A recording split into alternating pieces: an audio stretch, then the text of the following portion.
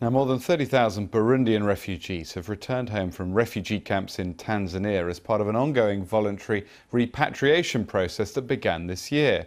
For decades, Tanzania has opened its borders to people fleeing conflict in their own countries and even offers new arrivals plots of land to farm and encourages local integration. Sami Awami has been to a refugee camp in western Kigoma and sent us this report. One name after another. Over 50,000 refugees have signed up to be voluntarily repatriated, and over 30,000 have already returned home. Many say they have been encouraged by reports from friends and relatives back home that it's safe to return, but others have been pushed by hardships in the refugee camps. I made some calls back home and I was told that it's safe now. That's why I've decided to return home. I want to go back home because here at the camp we're given very little food. We get only one kind of food, ugali, and the side dish is not enough.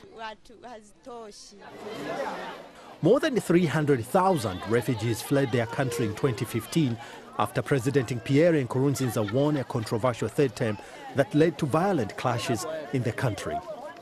Last year, Nkurunziza and the Tanzanian president told the refugees that Burundi was safe and that it was time for them to go back.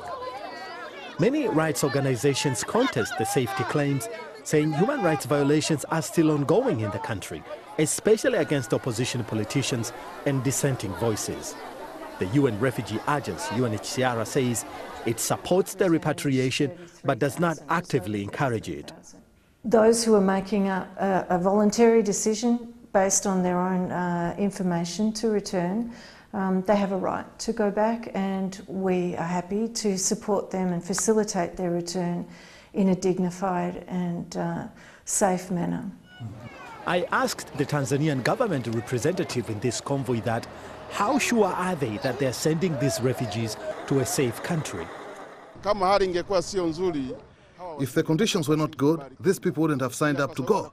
But because they get good reports from their friends, families and the media in Burundi, it's a good sign that the conditions there are good. In just a couple of hours, these refugees will be back home, reunited with family members and hoping to start rebuilding their lives. It's an exciting prospect. Sami Awami, BBC News, at the border of Tanzania and Burundi.